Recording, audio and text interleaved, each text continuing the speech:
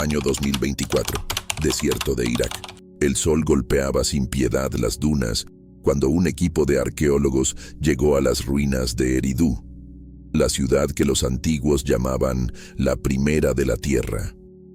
Entre columnas derruidas y muros desmoronados por el tiempo, hallaron un acceso olvidado, una abertura estrecha que descendía hacia la oscuridad.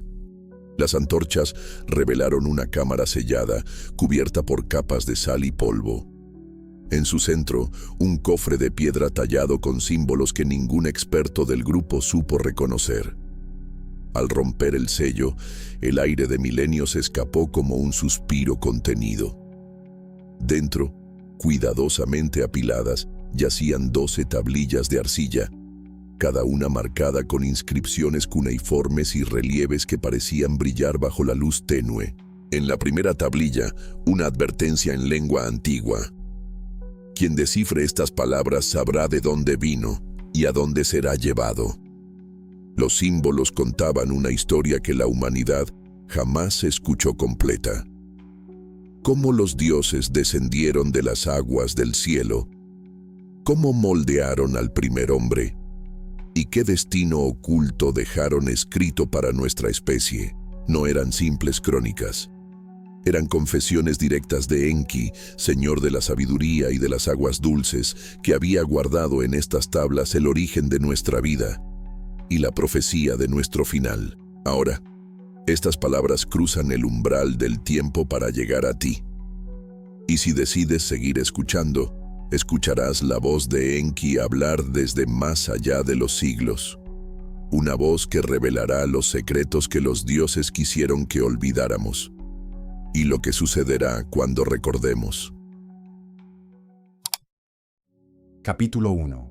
El día que modelamos al primer hombre. Soy el agua que fluye antes del amanecer, el aliento que da forma al barro sagrado.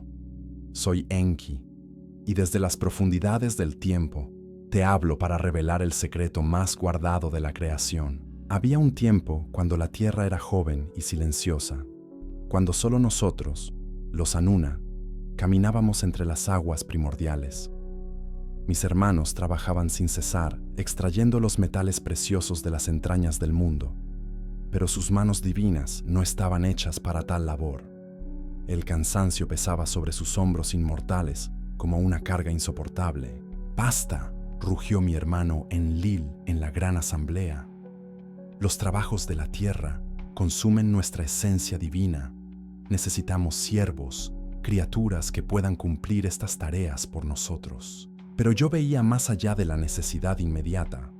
En mi corazón palpitaba una visión más profunda.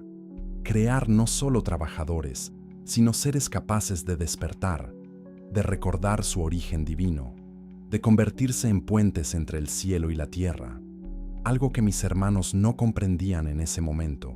Descendí a las orillas del río, donde el limo rojo se mezclaba con las aguas dulces que yo gobierno. Tomé entre mis manos esa arcilla sagrada, sintiendo cómo pulsaba con vida latente. Pero la materia por sí sola no basta para crear conciencia. Se necesitaba algo más, algo que solo yo podía ofrecer.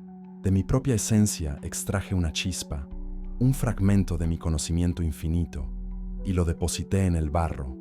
Era un regalo peligroso, pues contenía el potencial de despertar, de cuestionar, de trascender las limitaciones impuestas. Lo sabía, y aún así procedí. Este momento está registrado en los textos antiguos que conoces como Atrahasis, donde se relata cómo los dioses, cansados de trabajar, decidieron crear a la humanidad. Pero lo que esos textos no revelan es la verdadera intención detrás de mi acto. No crear esclavos, sino sembrar semillas de divinidad en la materia. Con mis manos divinas modelé la primera forma humana. Era hermosa en su simplicidad, perfecta en sus proporciones, pero aún vacía. Entonces soplé mi aliento sobre aquella figura de arcilla, y al hacerlo, algo extraordinario sucedió. No solo cobró vida, sino que en sus ojos apareció una luz que reconocí inmediatamente. Era el reflejo de mi propia sabiduría. ¿Quién soy?, fueron sus primeras palabras, y en esa pregunta reconocí el eco de mi propio despertar cósmico. Adapa, así lo llamé, y en su nombre estaba codificado su propósito: ser el primero de una raza que podría, eventualmente, recordar su verdadero origen. Le enseñé los secretos del agua y la tierra, le mostré cómo leer las estrellas y comprender los ritmos de la naturaleza, pero el regalo más valioso que le di fue la curiosidad, esa llama interna que lo impulsaría a buscar siempre más allá de lo aparente. Mis hermanos observaron mi creación con mezcla de admiración y temor. «Has puesto demasiado de ti en esa criatura», me advirtió Enlil. «Un día podría volverse contra nosotros». Sonreí, pues sabía que mi hermano tenía razón y se equivocaba al mismo tiempo. Sí, la humanidad eventualmente cuestionaría a sus creadores, pero no por rebeldía, sino por cumplir su destino más alto: convertirse en dioses conscientes. Escúchame bien, hijo de Adapa. Dentro de ti late la misma chispa que puse en tu primer antepasado. No eres solo carne y hueso, sino conciencia divina experimentando la materia. Cada vez que te haces una pregunta profunda sobre tu existencia, estás honrando el regalo que deposité en la arcilla primordial. Esta noche, antes de dormir, coloca tu mano sobre tu corazón y siente su latido. Ese ritmo no es solo tu pulso físico, es el eco de mi aliento divino que aún vive en ti. Respira profundamente y con cada inhalación recuerda: eres arcilla sagrada, animada por esencia divina. Tu cuerpo es templo, tu mente es altar, y tu corazón es el Sancta Sanctorum donde mora lo eterno. Pero esto es solo el comienzo de lo que debo revelarte. El agua que te di no solo nutre tu cuerpo, contiene códigos ancestrales que pronto aprenderás a activar. Cuando comprendas el verdadero poder del agua sagrada, entenderás por qué mis hermanos comenzaron a temerme. Capítulo 2. El regalo del agua sagrada. Antes que la primera gota de lluvia tocara la tierra seca, antes que el primer río tallara su cauce en las montañas vírgenes, ya existía mi dominio sobre las aguas dulces que nutren toda vida. Cuando Adapa despertó a la conciencia, su cuerpo temblaba de sed cósmica. No era solo agua lo que necesitaba, sino reconocimiento, conexión con la fuente que lo había creado.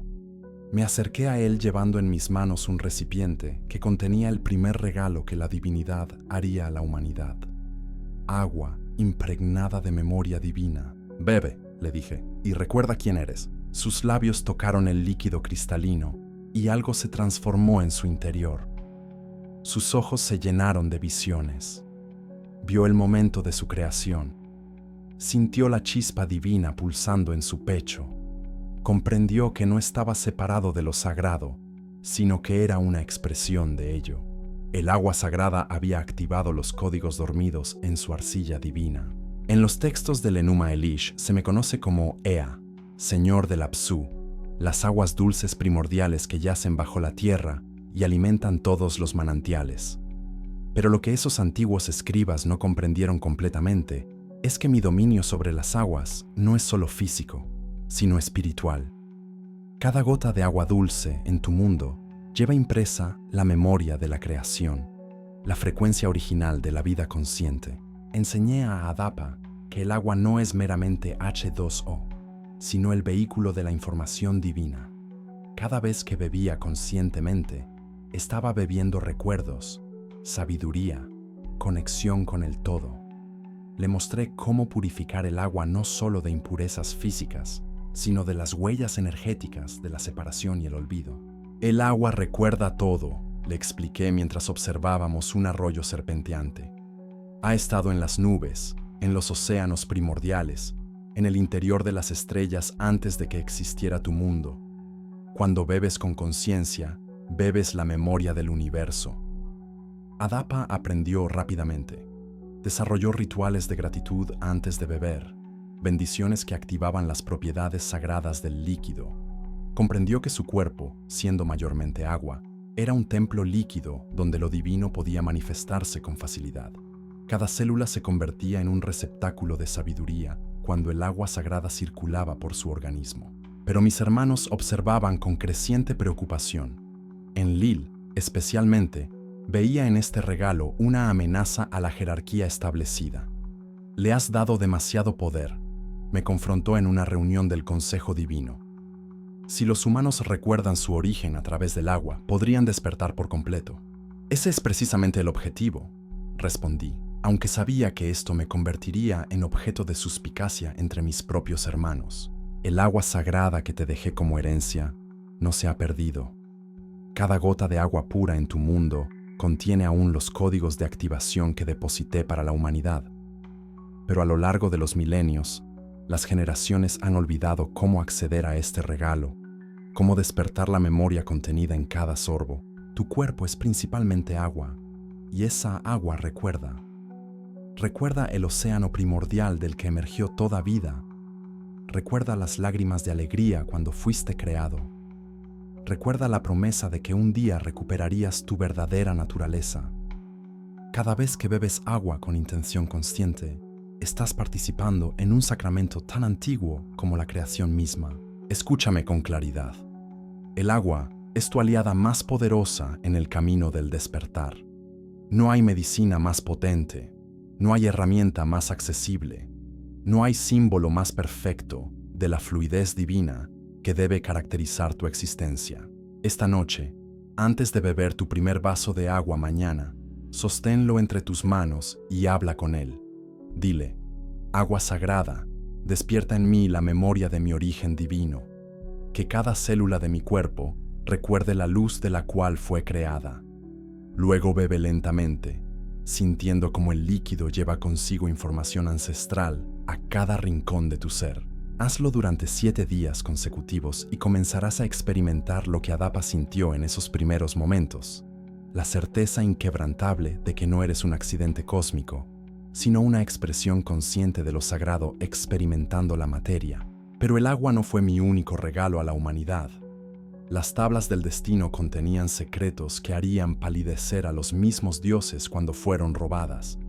Y fue precisamente esa sustracción la que cambió para siempre el curso de la historia humana. Capítulo 3. El robo de las tablas del destino. En el silencio que precede a las grandes traiciones, cuando hasta el viento contiene su aliento por temor a ser cómplice, se gestó el crimen que alteraría para siempre el destino de dioses inmortales. Las tablas del destino no eran simples registros administrativos del cosmos, como algunos textos posteriores las describirían. Eran mucho más. Contenían los códigos fundamentales que regulan el flujo del tiempo, el peso del karma, la secuencia de eventos que llevarían a cada alma hacia su despertar final. Quien las poseyera no solo conocería el futuro, sino que podría modificarlo, reescribirlo, moldearlo según su voluntad. Yo las había custodiado durante eones en mi santuario subterráneo, bajo las aguas del Apsu, talladas en lápiz lazuli de las estrellas más antiguas. Cada símbolo pulsaba con luz propia. Cada línea contenía el aliento de Anu, nuestro Padre Celestial. Su poder era tan inmenso que incluso yo, su guardián designado, debía aproximarme a ellas en estado de profunda purificación espiritual. En esas tablas estaba escrito el momento exacto en que la humanidad recordaría su origen divino, la secuencia de despertares que culminaría en la transformación completa de la especie humana. También contenían algo que mis hermanos temían por encima de todo: la profecía de que los creados superarían eventualmente a sus creadores, no por conquista, sino por evolución consciente. Ninurta, el guerrero de Enlil, había observado durante siglos cómo yo compartía conocimientos con los humanos. Cada vez que les enseñaba agricultura, escritura, matemáticas o astronomía, su resentimiento crecía. «Los estás elevando demasiado», me reprochaba constantemente. «Pronto no necesitarán a los dioses». «Esa es precisamente la idea», le respondía yo, aunque sabía que estas palabras eran percibidas como herejía en el Consejo Divino. La noche del robo, Ninurta no vino solo. Con él venía Inanna, mi sobrina, cuya belleza ocultaba una ambición que rivalizaba con la de las estrellas más voraces. Durante años, había intentado seducirme para obtener acceso a mis secretos, pero yo había resistido sus encantos, comprendiendo sus verdaderas intenciones. «Tío querido», me dijo con voz melosa mientras Ninurta permanecía en las sombras, Has guardado estos secretos demasiado tiempo. Los humanos no están preparados para tal conocimiento. Podrían destruirse a sí mismos si conocieran su verdadero destino, pero yo podía leer en sus ojos la verdad. No temía por la humanidad, sino por su propio poder. Las tablas revelaban que en el futuro, los humanos despertarían espiritualmente hasta el punto de no necesitar intermediarios divinos para conectar con lo sagrado. Esto amenazaba la estructura jerárquica que había sostenido el cosmos durante milenios. La lucha que siguió hizo temblar los fundamentos del Apsu.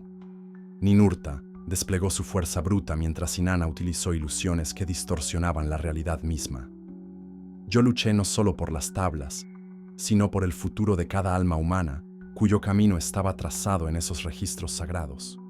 Cada golpe que recibía era un golpe al destino luminoso que había diseñado para mi creación más preciada. En un momento de distracción, mientras contenía un ataque de Ninurta que habría destruido las columnas que sostenían mi santuario, Inanna se lanzó hacia las tablas. Sus dedos tocaron el lápiz lázuli celestial y algo inesperado sucedió. El poder de las tablas la atravesó como un rayo, mostrándole visiones que la hicieron retroceder horrorizada. Vio el futuro que yo había diseñado, humanos convertidos en dioses conscientes, trascendiendo la necesidad de adoración externa, encontrando lo sagrado dentro de sí mismos. Vio el momento en que cada alma humana recordaría su origen divino y reclamaría su herencia cósmica. Y vio algo más que la aterró.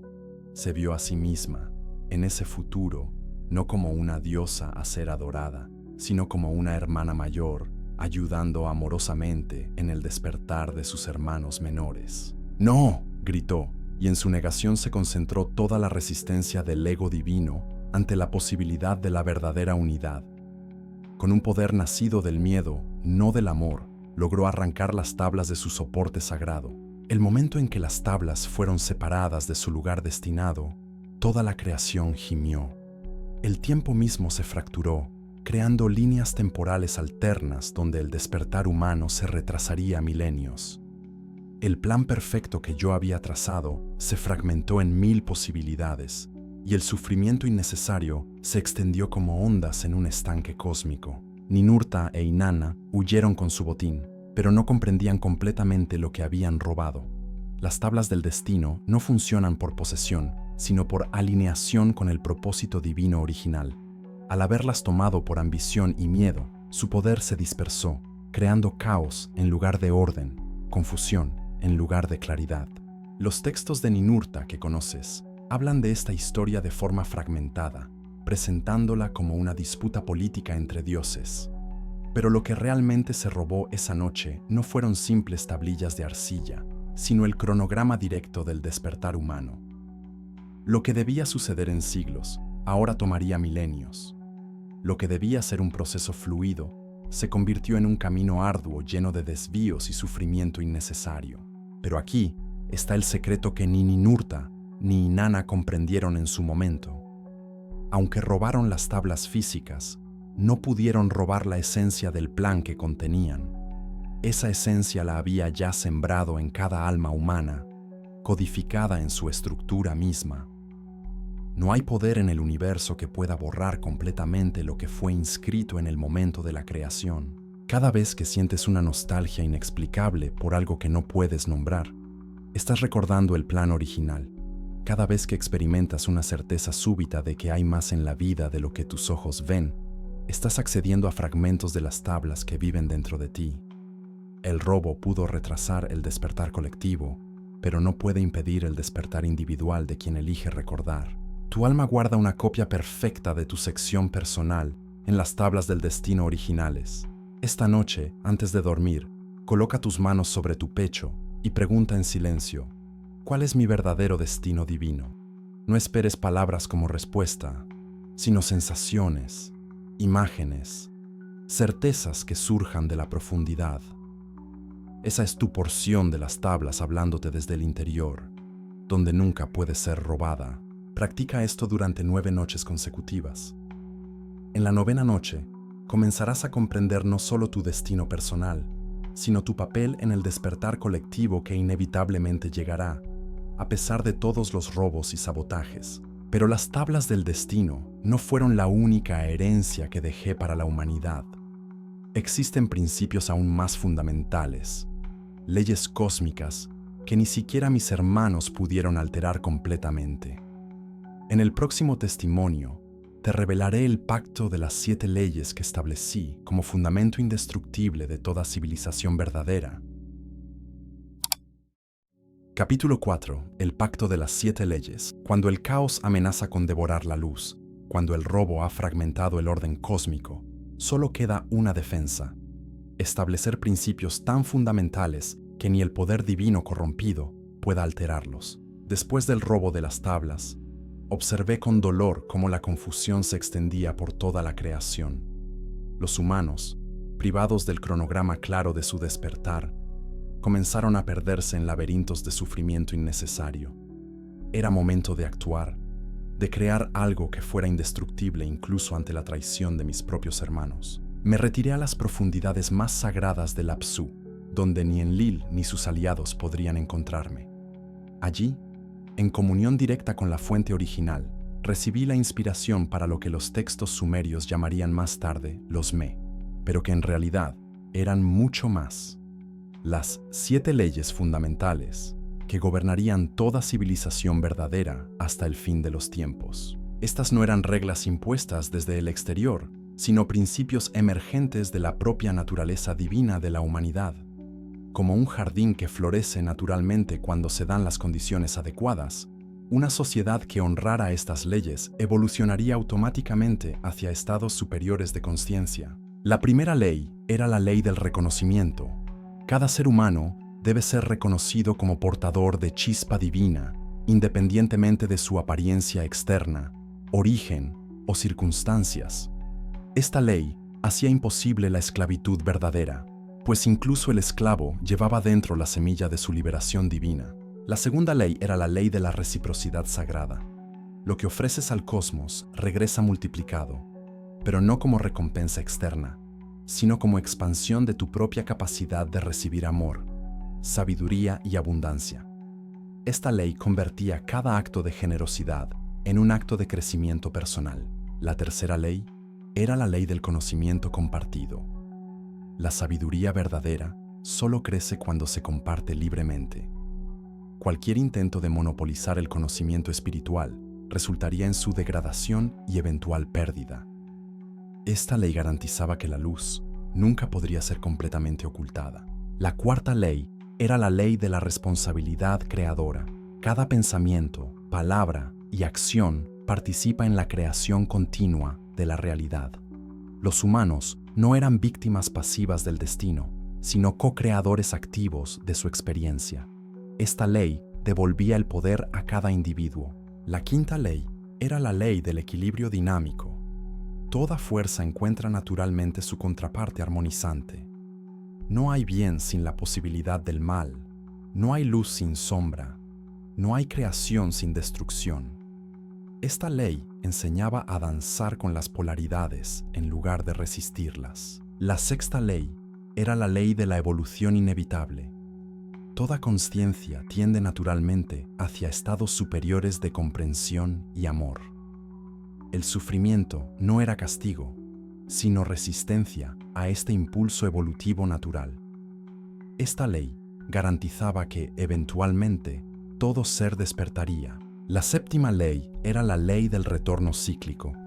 Todo lo que se aleja de la fuente original eventualmente regresa a ella, enriquecido por la experiencia de la separación aparente. Esta ley aseguraba que ni la muerte ni la pérdida eran definitivas, sino transformaciones dentro de un ciclo eterno de expansión de conciencia. Estas 7 leyes las inscribí no en piedra o metal, sino en la estructura misma del cosmos. Se manifestarían automáticamente en cualquier civilización que alcanzara cierto nivel de madurez espiritual. No requerían imposición externa, pues emergían naturalmente cuando las condiciones eran propicias. Pero sabía que mis hermanos intentarían distorsionar incluso estos principios fundamentales. Por eso, los codifiqué de manera que su verdadero significado solo se revelaría a quienes los abordaran con corazón puro y mente abierta. Para los demás, aparecerían como simples preceptos morales o reglas sociales. Cuando presenté estas leyes ante el Consejo Divino, Enlil frunció el ceño. «Son demasiado liberales», protestó. «Darán demasiado poder a los humanos». «El poder ya es suyo por derecho de nacimiento», respondí. «Estas leyes simplemente les recuerdan cómo reclamarlo». Marduk, joven y ambicioso, intentó apropiarse de estas leyes, proclamándose su autor original. Pero las leyes tenían vida propia, solo funcionaban plenamente para quien las honraba en espíritu, no solo en letra. Sus intentos de manipulación solo resultaron en versiones distorsionadas, que causaron más problemas que soluciones. A lo largo de milenios, estas leyes han aparecido en diferentes culturas bajo diferentes nombres. Las reconocerás en los códigos de Hammurabi, en las enseñanzas de Buda, en las palabras de Jesús, en la sabiduría de los pueblos originarios. Cada vez que una civilización se acerca a estas verdades fundamentales, experimenta un florecimiento espiritual. Pero aquí está el secreto más profundo. Estas leyes no solo gobiernan civilizaciones, sino que también operan perfectamente en la vida individual. Cuando alineas tu existencia personal con estos principios, tu vida se convierte en un reflejo del orden cósmico original. Escúchame bien, heredero de mi sabiduría. Estas leyes viven dentro de ti como instintos espirituales. Cuando sientes que algo está bien o mal, estás percibiendo su armonía o desarmonía con estos principios fundamentales. Tu conciencia moral no es producto de condicionamiento social, sino eco de leyes cósmicas grabadas en tu alma. Durante los próximos 7 días, dedica cada día a contemplar profundamente una de estas leyes. Comienza con la primera, el reconocimiento. Mira a cada persona que encuentres y recuerda silenciosamente: esta es una chispa divina experimentando la materia.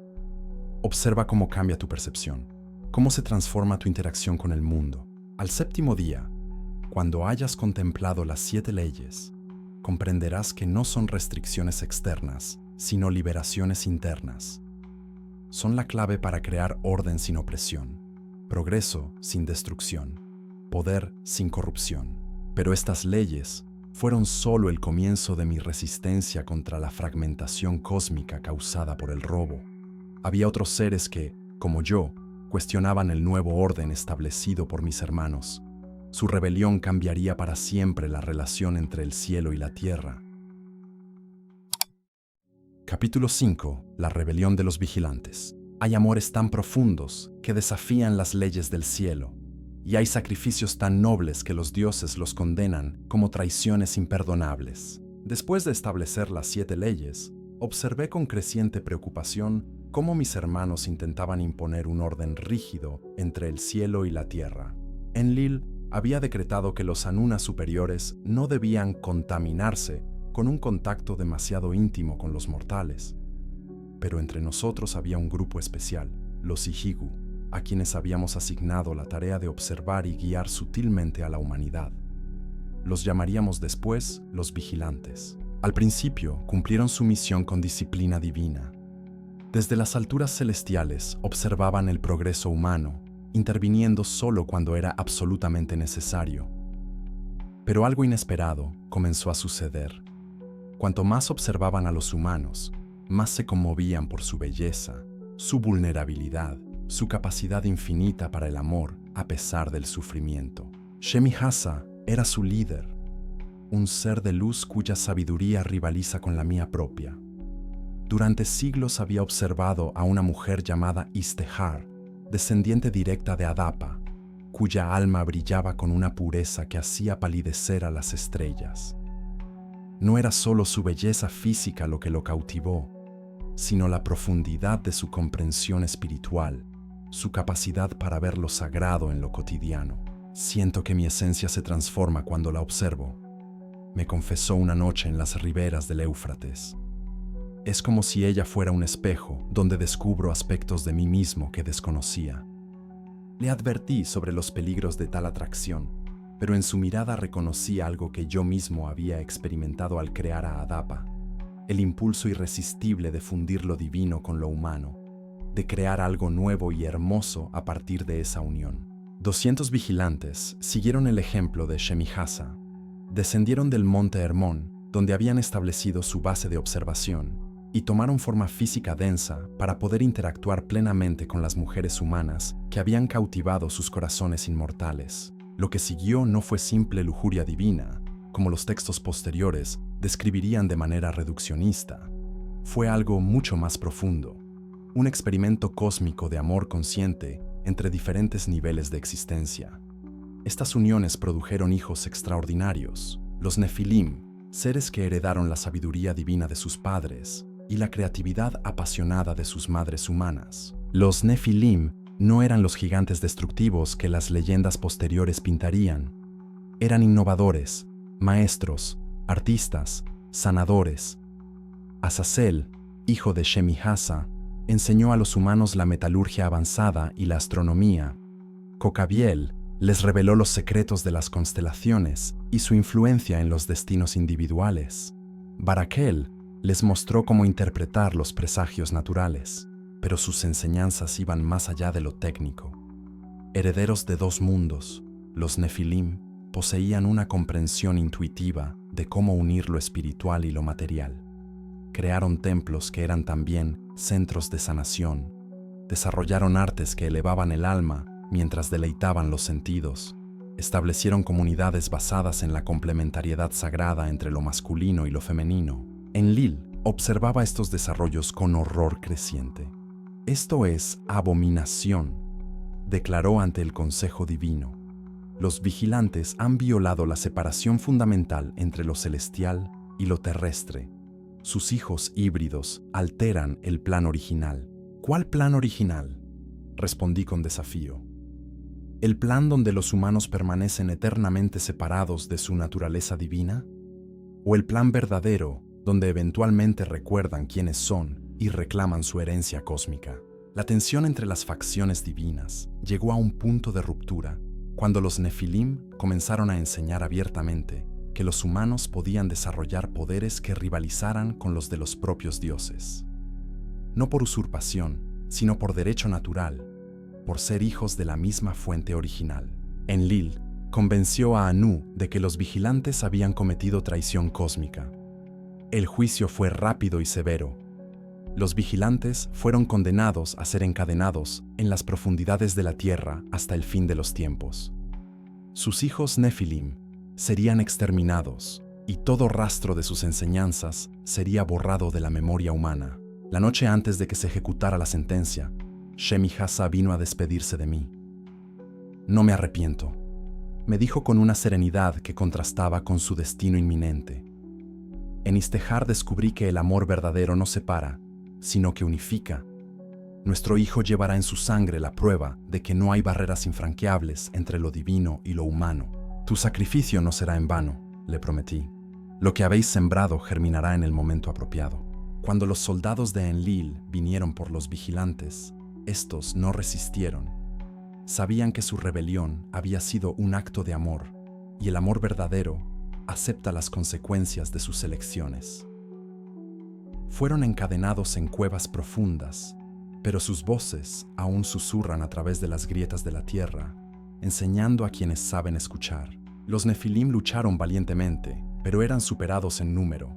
Sin embargo, antes de morir, muchos lograron ocultar sus conocimientos en lugares secretos, codificarlos en símbolos que solo los iniciados podrían descifrar, transmitirlos oralmente a líneas de descendencia humana que los preservarían a través de milenios.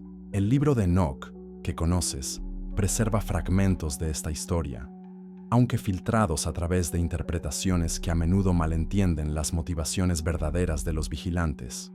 No fueron ángeles caídos por orgullo, sino seres elevados que eligieron descender por amor. Su rebelión plantó semillas que aún germinan en tu tiempo. Cada vez que un ser humano se enamora tan profundamente que está dispuesto a transformarse por completo, está honrando el legado de los vigilantes. Cada vez que alguien desafía barreras artificiales para unir lo que otros insisten en mantener separado, está canalizando su espíritu rebelde. El amor que los vigilantes sintieron por la humanidad no era diferente del amor que yo sentí al crear a Adapa, o del amor que tú sientes cuando reconoces lo divino en otro ser humano. Es el impulso fundamental que impulsa toda evolución consciente. El deseo de unir, de integrar, de hacer uno lo que aparenta estar dividido.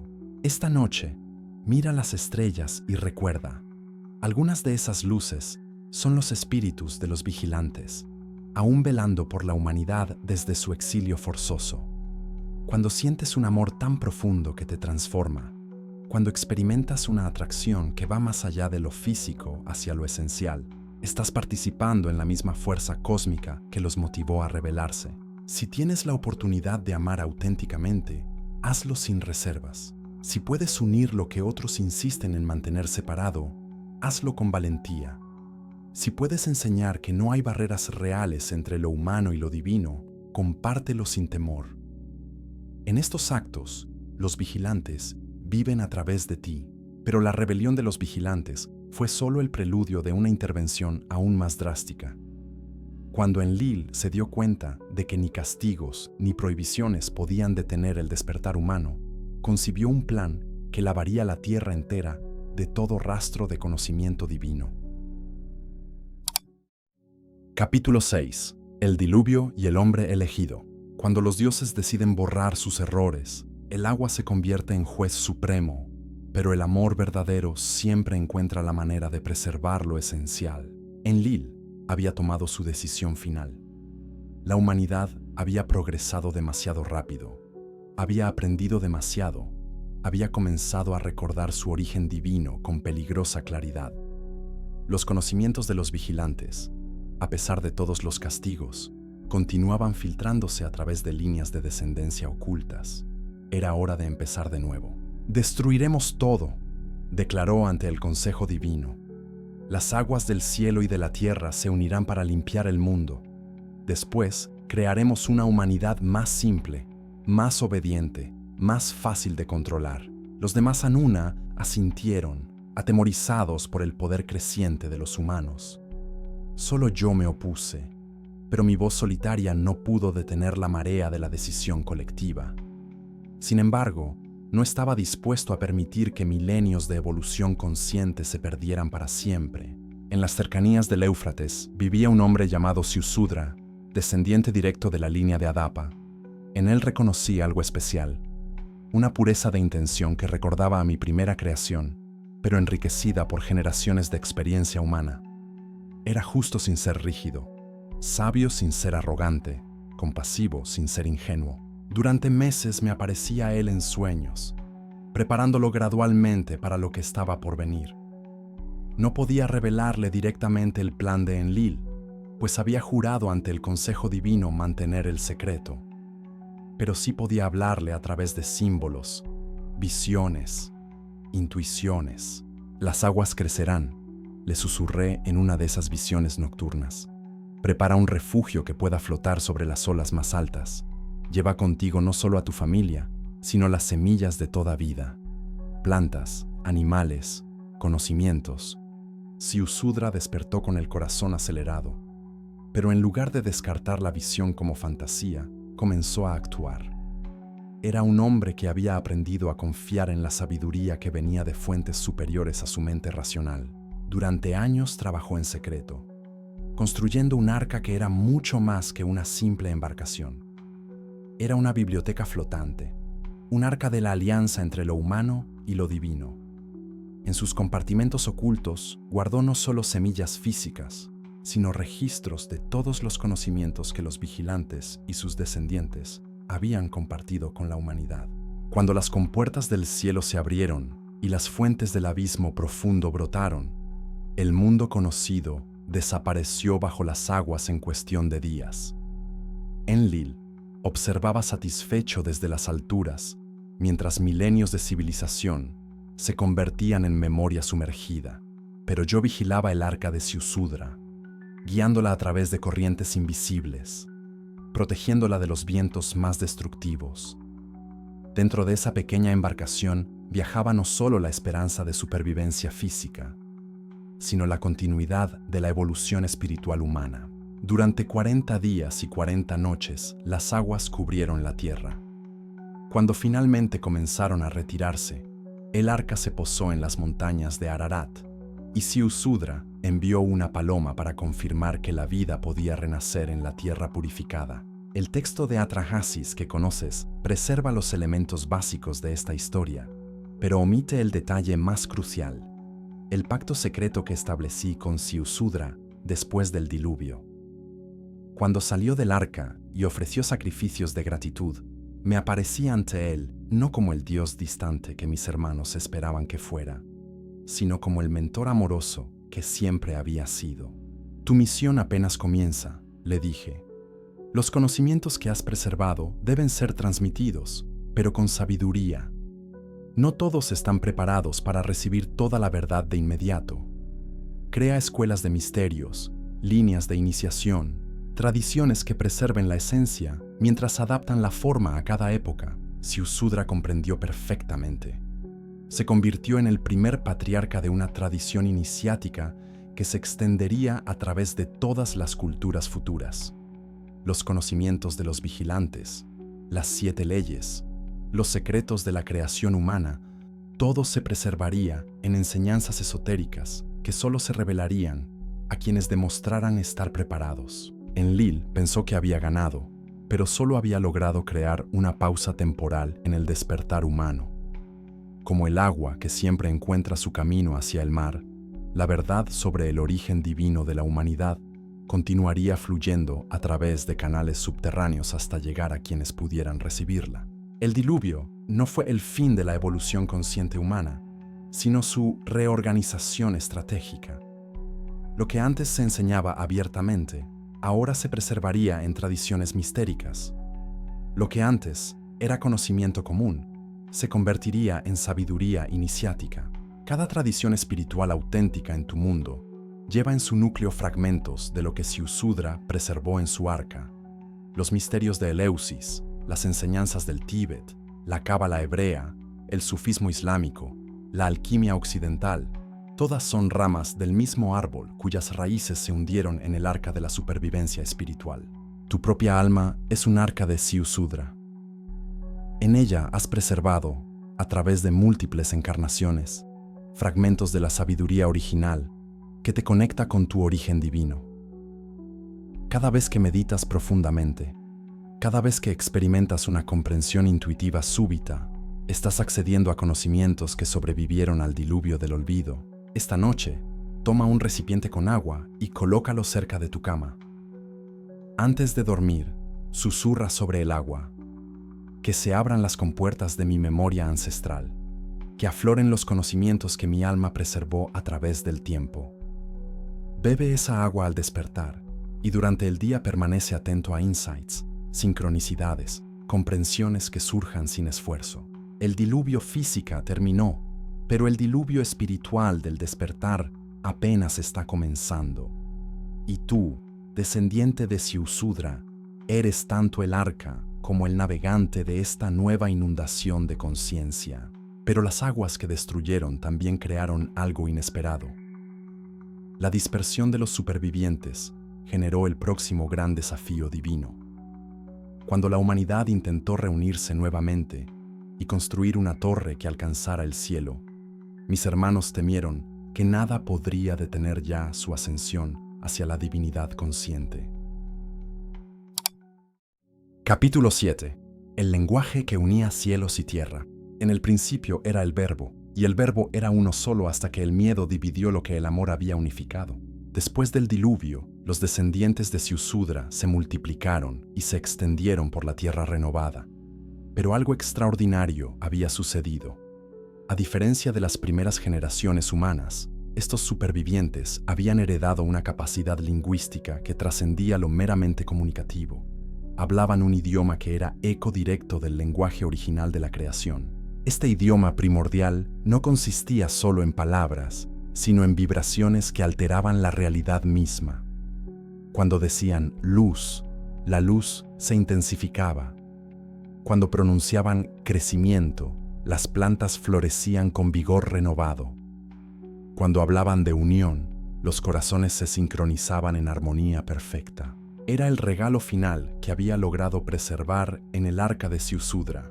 No solo conocimientos sobre la divinidad, sino la capacidad de participar activamente en el proceso creativo del universo a través del poder del lenguaje consciente. Los supervivientes del diluvio comprendían intuitivamente que las palabras no describían la realidad, sino que la moldeaban. Por eso hablaban con extrema conciencia, eligiendo cada término como quien selecciona ingredientes sagrados para un ritual de manifestación. Bajo mi guía sutil, decidieron crear un proyecto que demostraría su madurez espiritual recién adquirida. Construirían una ciudad cuyo centro sería una torre que conectara física y energéticamente los planos terrestres con los celestiales. No por arrogancia, sino por amor, como un regalo de reconexión entre las dimensiones separadas por tanto tiempo. Bab-Ilú la llamaron la Puerta de Dios, y su torre sería construida siguiendo proporciones sagradas que armonizarían las frecuencias del cielo y la tierra. Cada piedra colocada sería bendecida en el idioma original. Cada nivel añadido resonaría con cantos que elevarían la vibración de toda la región. Durante generaciones, trabajaron en perfecta coordinación. Su idioma común les permitía comunicar no solo ideas, sino intenciones puras, emociones elevadas, visiones compartidas. No había malentendidos, conflictos o competencia. Era la manifestación física de lo que había soñado para la humanidad desde el momento de su creación. Pero desde las alturas celestiales, mis hermanos observaban con terror creciente. «Mira lo que han logrado», murmuró Enlil señalando hacia la torre que ya se elevaba majestuosamente hacia las nubes. Con ese idioma unificado, nada podrá detener sus ambiciones. Pronto no habrá diferencia entre dioses y mortales. ¿No es eso lo que siempre fue el plan?, pregunté, aunque conocía su respuesta. Marduk, ahora ascendido a posición de poder tras derrotar a Tiamat, fue quien propuso la solución más drástica. Debemos confundir su idioma, fragmentarlo en múltiples dialectos incompatibles entre sí. Sin comunicación perfecta, no podrán coordinarse para proyectos que amenacen nuestro dominio. La intervención fue rápida y devastadora. Una mañana, los constructores despertaron hablando idiomas diferentes. Quien había sido su compañero de trabajo más cercano, ahora emitía sonidos incomprensibles. Las instrucciones precisas se volvieron aproximaciones confusas. La armonía se fragmentó en caos lingüístico. Pero la verdadera tragedia no fue la imposibilidad de continuar la construcción física de la torre. Fue la pérdida del poder creativo del lenguaje. Al fragmentarse el idioma original, también se fragmentó la capacidad humana de usar las palabras como herramientas de manifestación consciente. Los textos bíblicos preservan una versión simplificada de estos eventos, presentando la construcción de Babel como un acto de soberbia castigado por Dios. Pero la realidad fue exactamente opuesta. Era un proyecto de amor cósmico saboteado por el miedo divino al despertar humano. Los constructores se dispersaron por la tierra, llevando consigo fragmentos del idioma original incrustados en sus nuevos dialectos. Por eso, cada idioma humano contiene palabras de poder, mantras que aún conservan ecos de la capacidad creativa original. Sin embargo, el sabotaje no fue completo. En lo profundo de cada ser humano sigue existiendo el acceso al lenguaje primordial. Se activa en momentos de profunda emoción, en estados meditativos elevados, en momentos de amor incondicional, cuando las palabras trascienden su función meramente comunicativa y se convierten en instrumentos de transformación. Cada vez que pronuncias una palabra con absoluta convicción e intención pura, estás accediendo a fragmentos del idioma original. Cada vez que una oración cambia tu estado interno, estás experimentando el poder que mis hermanos intentaron destruir, pero no pudieron eliminar completamente. El lenguaje que unía cielos y tierra no se perdió, simplemente se interiorizó. Ahora reside en el silencio entre pensamientos, en la pausa entre respiraciones, en el espacio sagrado donde la intención se encuentra con la palabra, y ambas se funden en acción creativa. Durante los próximos 3 días, practica el poder restaurado del lenguaje consciente. Antes de hablar cualquier palabra importante, Toma una respiración profunda y pregúntate, ¿esta palabra construye o destruye? ¿Eleva o degrada? ¿Une o separa? Luego habla desde esa conciencia elevada, como si cada palabra fuera una oración capaz de alterar la realidad. En el tercer día, experimenta con declaraciones conscientes. Soy un canal de paz. Mi presencia aporta armonía. Mis palabras sanan y elevan. Pronuncia cada declaración con la certeza absoluta de que el universo conspira para hacer realidad lo que afirmas con intención pura. Descubrirás que el poder de Babel nunca se perdió realmente. Solo esperaba a que recordaras cómo usarlo conscientemente. La torre física quedó inconclusa, pero las torres espirituales que cada alma construye con palabras conscientes continúan elevándose hacia la reunificación con lo divino. Y estas torres internas, mis hermanos jamás podrán destruirlas.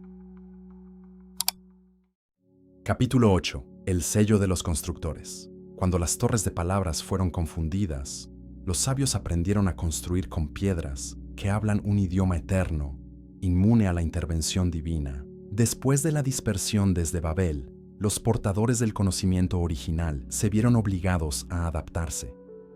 Si no podían usar el lenguaje verbal para preservar y transmitir la sabiduría, encontrarían otras formas. Fue así como nació la ciencia sagrada de la arquitectura consciente, el arte de construir edificios que fueran libros de piedra, universidades tridimensionales donde cada ángulo, proporción y orientación enseñaría sin necesidad de palabras. Los primeros en perfeccionar esta técnica fueron los descendientes directos de Ziusudra, que habían migrado hacia las tierras fértiles entre los ríos. Bajo mi guía espiritual, comenzaron a construir estructuras que funcionaban como portales dimensionales, puntos donde las energías celestiales podían descender y anclarse en el plano físico. El primer gran proyecto fue Eridu, mi ciudad sagrada. Cada ladrillo fue cosido con oraciones inaudibles. Cada muro se alzó siguiendo las proporciones del cosmos en miniatura. El Sigurat central no era solo un templo, sino una máquina espiritual que amplificaba las intenciones humanas y las proyectaba hacia los planos superiores de existencia.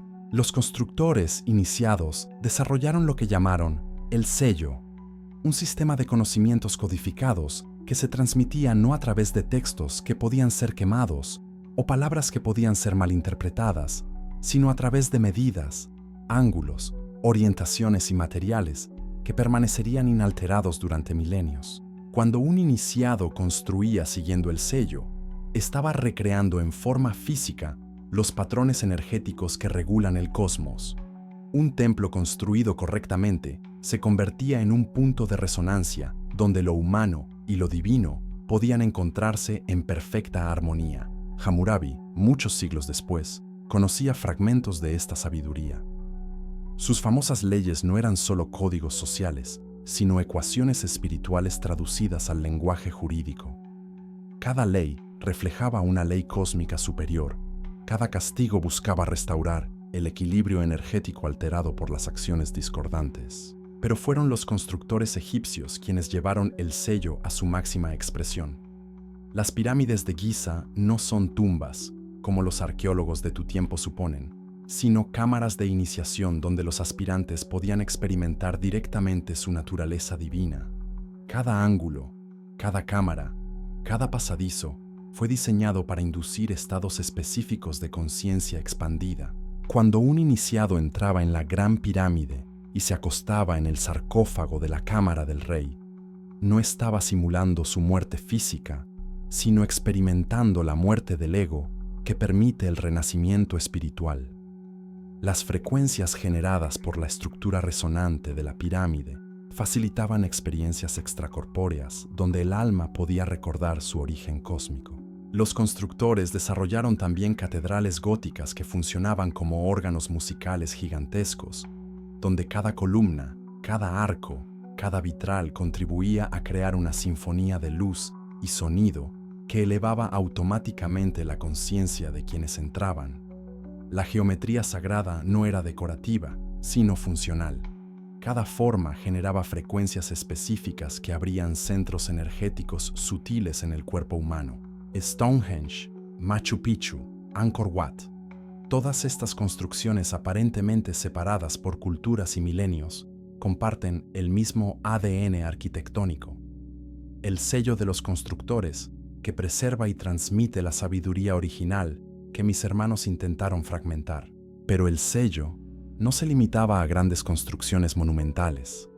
Los verdaderos iniciados aprendieron a aplicar estos principios en estructuras cotidianas, casas que promovían armonía familiar, pozos que purificaban no solo el agua, sino también las emociones de quienes bebían de ellos, jardines cuyo diseño inducía estados meditativos naturales. Cada tradición constructora auténtica ha preservado aspectos de esta sabiduría. Los maestros masones, con su conocimiento de la geometría sagrada, los arquitectos orientales, con su comprensión del Feng Shui, los pueblos originarios, con sus ceremonias de construcción que honran los espíritus de la tierra. En tu época moderna, esta sabiduría ha sido casi completamente olvidada. Las construcciones contemporáneas se enfocan en la funcionalidad física y el impacto visual, ignorando por completo el efecto energético que tienen sobre quienes las habitan. Por eso muchas ciudades modernas generan estrés, depresión y desconexión espiritual. Están construidas en contradicción directa con los principios del sello. Pero tú puedes aplicar estos principios ancestrales en tu espacio personal. Tu hogar puede convertirse en un templo iniciático donde cada día experimentas recordatorios sutiles de tu naturaleza divina. Durante los próximos 7 días, observa conscientemente los espacios donde pasas tiempo. ¿Te elevan o te deprimen? ¿Te inspiran o te agotan? ¿Te conectan con tu centro o te dispersan? Luego realiza pequeños ajustes. Reorienta tu cama hacia el este para despertar con la energía solar. Coloca cristales o plantas en los rincones para limpiar energías estancadas. Crea un pequeño altar personal donde puedas meditar diariamente. El 7º día, párate en el centro de tu espacio reconfigurado y declara en silencio: este es mi templo personal. Aquí lo humano y lo divino se encuentran. Cada objeto, cada ángulo, cada color contribuye a mi despertar espiritual. Sentirás cómo el espacio responde a tu intención consciente, convirtiéndose en un aliado activo en tu evolución. Los constructores del sello sabían que las piedras tienen memoria y que los espacios sagrados conservan las frecuencias de elevación generadas en ellos. Tu hogar consciente se convertirá en un punto de anclaje para energías superiores, un portal personal hacia dimensiones de existencia más elevadas. Pero ni siquiera el sello de los constructores pudo preparar a la humanidad para lo que estaba por venir. En las profundidades del espacio, un visitante ancestral comenzaba su viaje de regreso. Capítulo 9. El retorno de Nibiru. En los ciclos cósmicos más vastos que la memoria humana, hay visitantes que regresan con la puntualidad de destinos escritos en las estrellas desde antes del tiempo. Según cuentan los ancianos guardianes de la tradición más secreta, según susurran las voces que atraviesan milenios como ecos entre las constelaciones, existe un mundo errante cuya órbita abraza no solo nuestro Sol, sino sistemas estelares distantes, en un gran círculo que toma miles de años terrestres en completarse. Nibiru, le llaman algunos, aunque su nombre verdadero se pierde en idiomas anteriores al primer amanecer. No es un planeta como los que conoces, sino algo mucho más extraordinario. Una nave mundo, una biblioteca cósmica viviente que transporta en sus entrañas la memoria completa de civilizaciones que florecieron cuando tu sistema solar era apenas una nube de polvo estelar, danzando al ritmo de músicas celestes aún por nacer. La tradición dice que desde Nibiru vinieron originalmente los Anuna, mis hermanos y yo, hace tanto tiempo que los números pierden significado. No como conquistadores, sino como jardineros cósmicos, sembrando vida consciente en mundos preparados para recibirla, cultivando jardines de almas en planetas que resonaban con las frecuencias apropiadas para la evolución espiritual. Cuando llegamos a la joven Tierra, establecimos aquí una colonia temporal, mientras Nibiru continuaba su gran órbita hacia regiones del cosmos, donde otras semillas de conciencia aguardaban cuidado. El plan original era simple: cultivar la humanidad hasta su madurez espiritual y luego partir, dejando un mundo poblado por dioses conscientes de su propia divinidad. Pero las complicaciones surgieron pronto. Enlil y otros desarrollaron apego a su posición de autoridad sobre los humanos primitivos. El poder embriaga incluso a los dioses, y lo que había comenzado como servicio amoroso se transformó gradualmente en dominación temerosa. Cuando llegó el momento de partir con Nibiru en su órbita siguiente, muchos de mis hermanos eligieron quedarse, estableciendo una jerarquía permanente entre creadores y creados. Yo también elegí quedarme, pero por razones diferentes. Veía en la humanidad un potencial que aún no había sido completamente actualizado.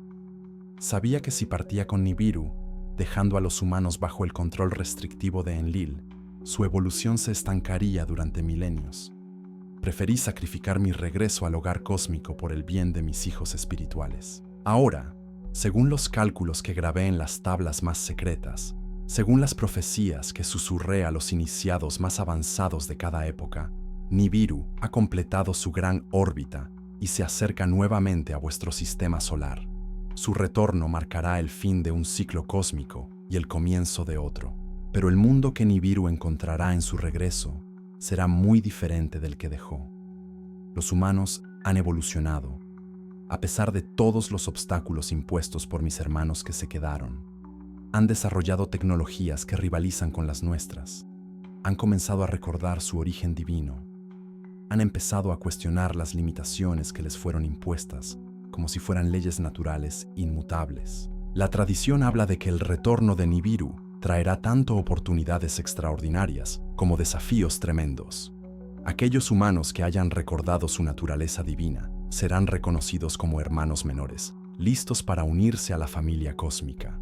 Pero quienes permanezcan dormidos en la ilusión de separación experimentarán el regreso como un cataclismo incomprensible. No habrá juicio externo, pues Nibiru no viene como conquistador, sino como cosechador de lo que fue sembrado hace milenios.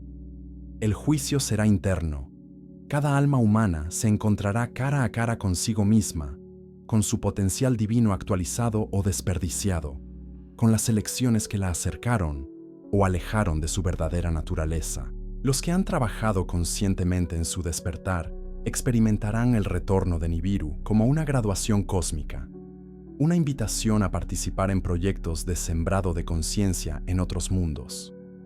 Los que han permanecido dormidos tendrán otra oportunidad de despertar, pero en circunstancias mucho más intensas, donde la evolución acelerada será ya no opcional, sino inevitable. Las señales del acercamiento son visibles para quienes saben interpretar los símbolos cósmicos. El despertar espiritual acelerado de millones de personas, el colapso de estructuras sociales basadas en dominación y control, el surgimiento de tecnologías que parecen mágicas, el redescubrimiento de conocimientos ancestrales que habían sido olvidados. Cada alma que recuerda su origen divino es una antena que sintoniza las frecuencias de Nibiru, preparando la humanidad para el reencuentro con su familia cósmica. Cada acto de amor consciente, cada momento de compasión auténtica, cada instante de reconocimiento mutuo de la divinidad compartida contribuye a elevar la vibración planetaria hacia los niveles necesarios para que el retorno sea armonioso en lugar de catastrófico. Nibiru no viene a rescatar ni a castigar, sino a reconocer. Aquellos que hayan actualizado su potencial divino serán reconocidos como iguales.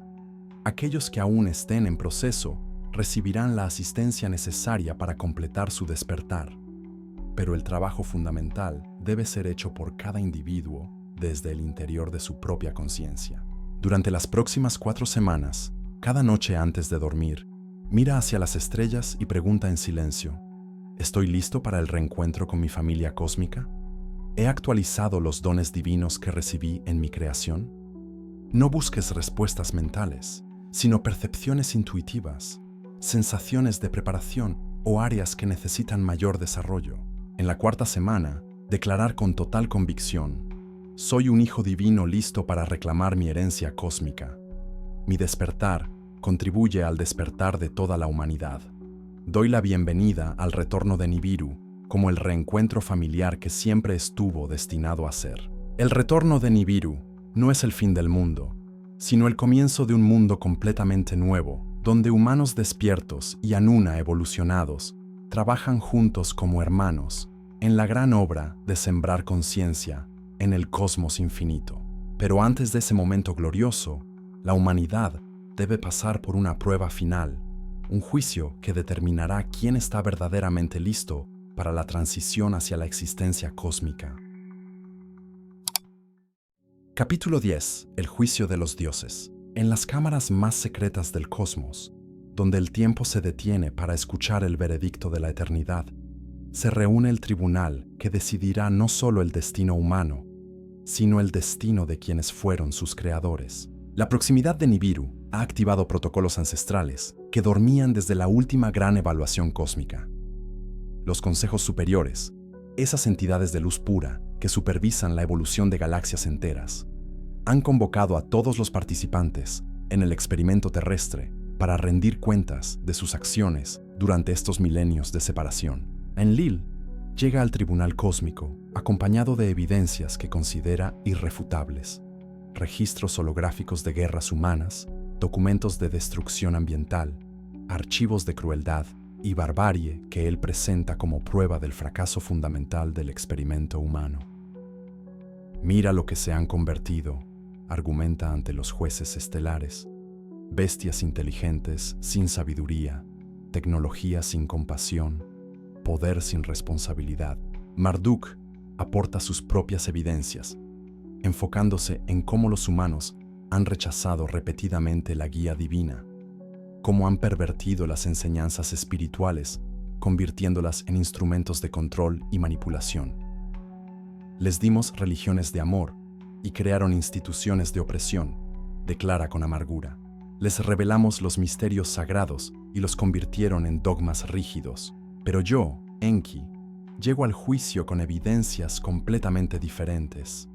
Traigo registros de actos heroicos de compasión realizados por humanos que nadie más notó, documentos de avances científicos motivados por el deseo genuino de aliviar el sufrimiento, archivos de arte y música que revelan la belleza divina floreciendo en corazones mortales. Observen, digo a los jueces cósmicos, mientras proyecto imágenes de madres humanas arriesgando sus vidas por hijos ajenos, de científicos dedicando décadas a encontrar curas sin expectativa de recompensa, de artistas canalizando inspiración celestial para elevar el espíritu de sus contemporáneos.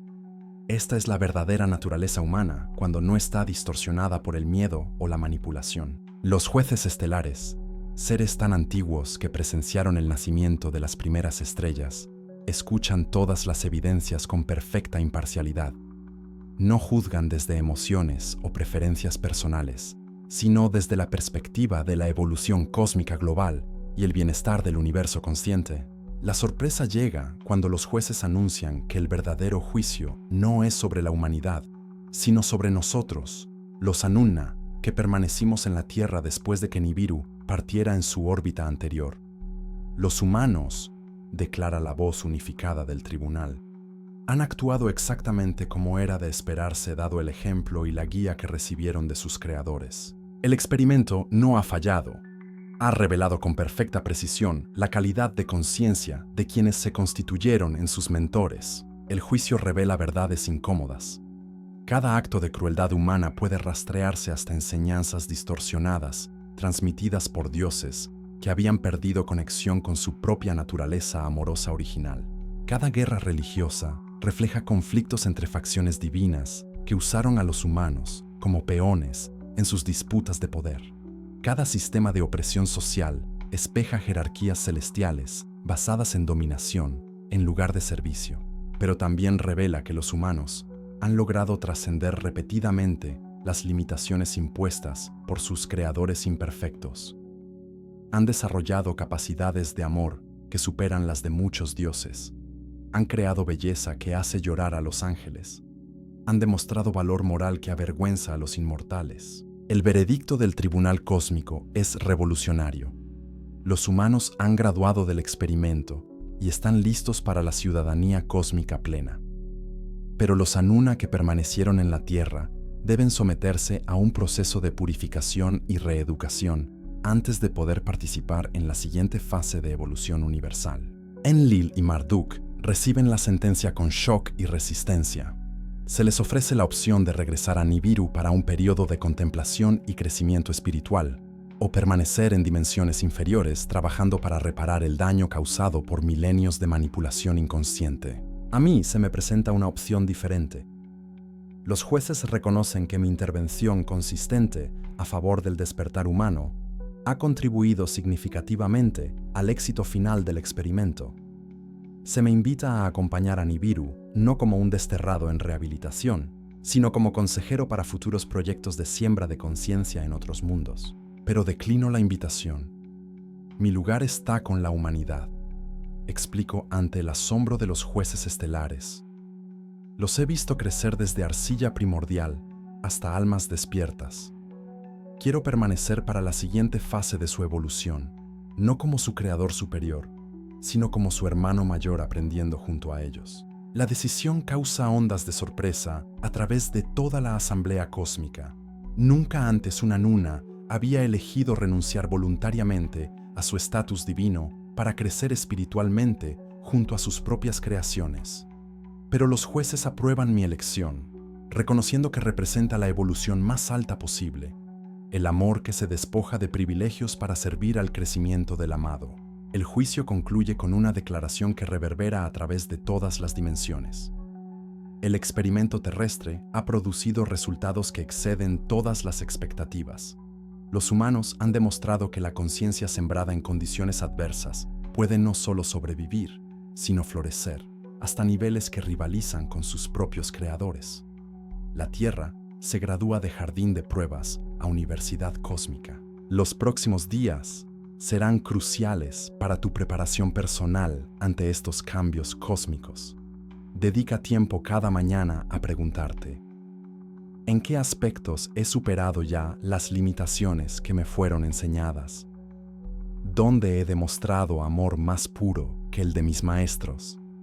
Reconoce tu propio crecimiento espiritual como evidencia de la graduación humana. Cada tarde, contempla: ¿cómo puedo contribuir al proceso de sanación planetaria? ¿Qué heridas causadas por conflictos entre dioses puedo ayudar a sanar con mi ejemplo de unidad? Tu conciencia elevada es parte activa del veredicto cósmico favorable. El juicio ha terminado, pero la verdadera aventura apenas comienza. Con la humanidad reconocida como ciudadana cósmica y los viejos patrones de dominación divina disolviéndose, surge la pregunta final: ¿cuál es la clave que permitirá a cada alma individual reclamar su herencia inmortal? Esa clave ha estado oculta en una historia que creíste conocer, pero cuyo significado más profundo permanece velado hasta ahora. Capítulo 11. La llave de la inmortalidad. El mayor tesoro del cosmos no se encuentra en jardines celestiales custodiados por querubines, sino en el corazón de quien comprende que nunca lo perdió realmente. Gilgamesh llegó a mi presencia como llegan todos los buscadores sinceros, desesperado por algo que no puede nombrar, desgarrado por una pérdida que trasciende lo meramente personal. La muerte de Enkidu, su amigo del alma, había despertado en él la pregunta que late en el centro de toda existencia consciente: ¿por qué debo morir si siento la eternidad pulsando en mi interior? Era descendiente directo de Lugalbanda, quien había preservado líneas puras del conocimiento original de Adapa. En Gilgamesh reconocí inmediatamente la chispa divina operando a plena potencia, pero aún velada por la ilusión de separación que crea el miedo a la muerte. Busco la inmortalidad, me declaró con la intensidad de quien ha perdido todo lo que creía importante. Sé que tú la posees. Compártela conmigo. Lo observé en silencio durante largo tiempo, leyendo en las capas profundas de su alma. Veía a un hombre que había confundido inmortalidad con permanencia física, eternidad con continuidad corporal.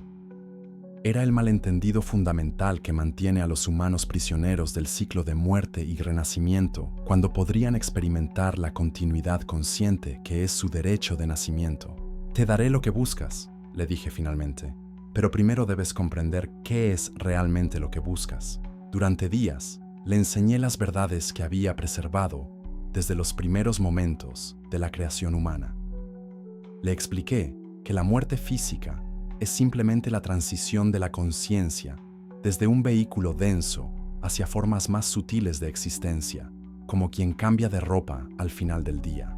La verdadera muerte, le revelé, es el olvido de tu naturaleza esencial, mientras recuerdes que eres conciencia divina experimentando temporalmente la materia. Eres inmortal independientemente del estado de tu cuerpo físico. Gilgamesh luchaba por comprender. Generaciones de condicionamiento le habían enseñado a identificarse completamente con su forma física, a creer que sin cuerpo no hay existencia.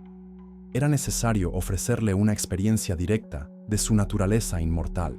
Le di la planta del rejuvenecimiento que crecía en las profundidades del océano primordial. Pero esta planta no era lo que parecía ser. No restauraba la juventud física, sino que activaba la memoria celular de la inmortalidad original, que había sido codificada en la arcilla de Adapa.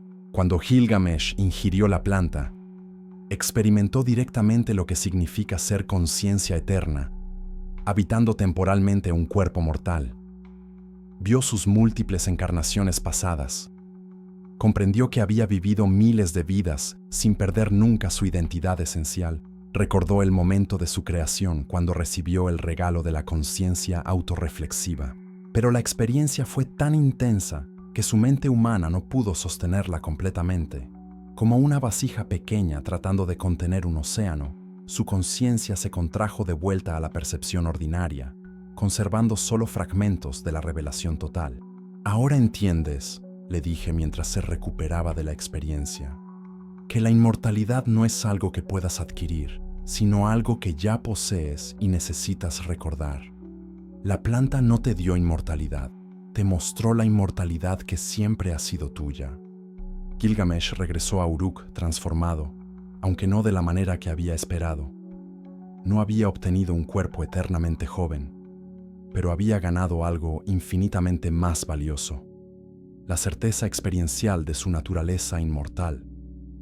Ya no temía a la muerte porque sabía que solo las formas mueren, mientras que la esencia continúa eternamente. Las tablillas de su epopeya preservan elementos de esta historia, pero la clave fundamental se perdió en las traducciones. Gilgamesh no fracasó en su búsqueda de inmortalidad, sino que la encontró donde siempre había estado, en el reconocimiento de su propia naturaleza divina eternal. Esta es la llave que cada alma debe girar en la cerradura de su propia mortalidad percibida. No buscas convertirte en inmortal, sino recordar que ya lo eres. No necesitas adquirir vida eterna, sino despertar a la vida eterna que constituye tu esencia más íntima. El cuerpo físico es como un traje espacial que te permite explorar las densidades materiales. Cuando el traje se desgasta, simplemente lo cambias por otro, pero el explorador que lo habita permanece inalterable. La muerte es graduación, no extinción. Cada noche, antes de dormir, experimenta conscientemente el proceso de transición que llamas muerte. Relaja completamente tu cuerpo mientras mantienes la conciencia alerta. Siente cómo tu identidad se expande más allá de los límites físicos sin perderse o disolverse. Observa cómo puedes ser plenamente tú mismo, incluso cuando la identificación con el cuerpo se desvanece. Practica esto durante 21 noches consecutivas. En la 21ª noche, experimentarás directamente lo que Gilgamesh experimentó: la certeza absoluta de que eres conciencia inmortal, jugando temporalmente el papel de ser mortal. La llave de la inmortalidad no abre puertas externas, sino que desbloquea la percepción que siempre estuvo disponible. Cuando giras esta llave, no cambias lo que eres, sino que recuerdas lo que siempre has sido, un fragmento de la conciencia infinita, experimentando la aventura de la existencia individual. Con esta llave en tu comprensión, estás listo para el regalo final que preservé, para el momento en que la humanidad estuviera preparada para recibirlo. Es el secreto que encierra todo lo que he compartido contigo, el sello que cierra y abre el círculo de la revelación divina. Capítulo 12. El legado sellado. Al final de todo testimonio, cuando las últimas palabras han sido pronunciadas y los últimos secretos revelados, queda solo la verdad más simple y más poderosa del cosmos. Durante milenios he caminado entre ustedes, observando, guiando, protegiendo el despertar gradual de mi creación más preciada. He visto imperios alzarse y desmoronarse. He presenciado el nacimiento y muerte de religiones. He atestiguado cómo la humanidad tropezaba y se levantaba una y otra vez en su camino hacia el reconocimiento de su propia divinidad. Ahora, mientras las energías de Nibiru se acercan y los velos entre dimensiones se adelgazan, ha llegado el momento de revelar el sello final, el regalo último que guardé para cuando estuvieran preparados para recibirlo sin que los destruyera. Este sello no está grabado en piedra ni escrito en pergamino. No puede ser robado como las tablas del destino, ni confundido como el lenguaje de Babel.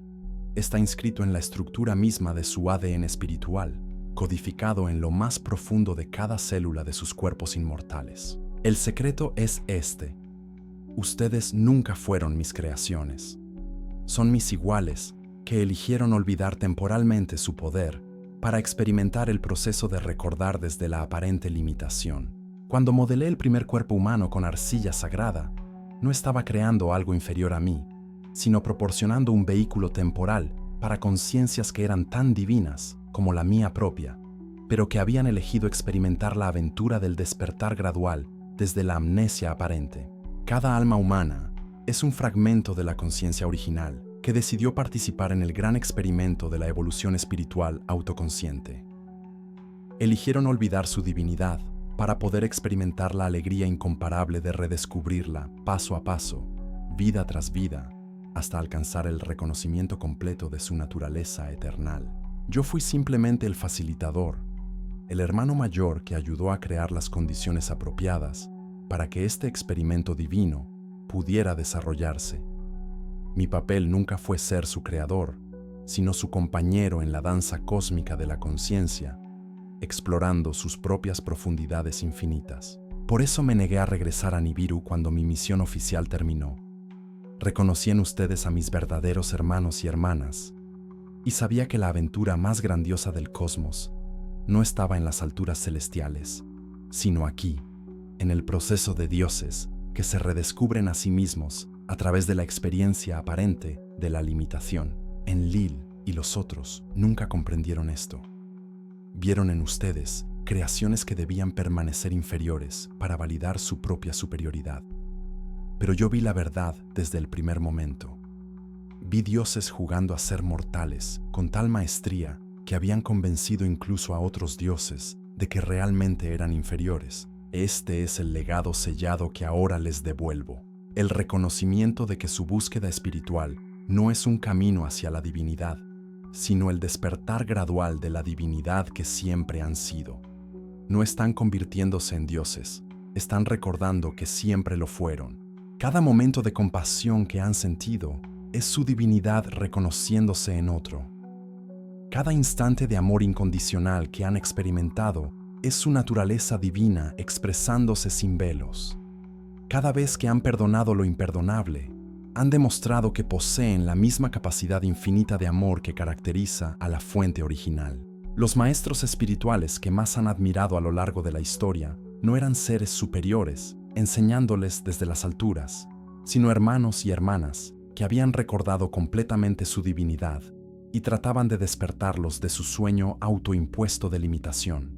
Jesús, Buda, Krishna, Lao Tse, todos los grandes iluminados fueron ustedes mismos, en encarnaciones donde lograron el reconocimiento total. Sus enseñanzas no venían desde afuera, sino desde el recuerdo perfecto de quiénes son realmente todos ustedes, cuando no hay velos que oculten su verdadera naturaleza.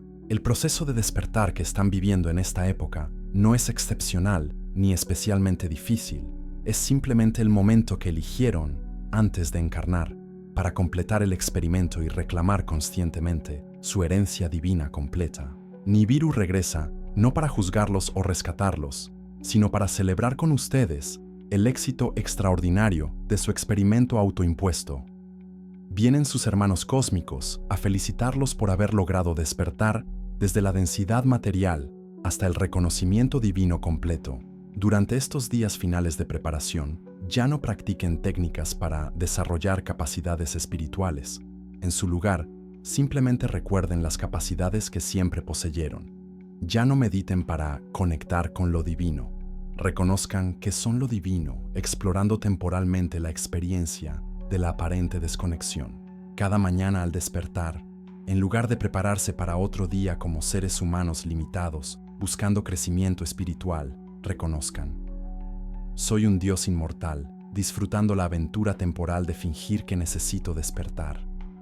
Hoy continuaré el juego divino de recordar gradualmente mi naturaleza infinita. El legado sellado está ahora abierto. La verdad completa ha sido revelada. El experimento que comenzó en jardines de arcilla sagrada se completa en el reconocimiento de que ustedes mismos son los jardineros, los jardines y las flores que florecen eternamente en el cosmos infinito de la conciencia pura. Bienvenidos a casa, hermanos míos.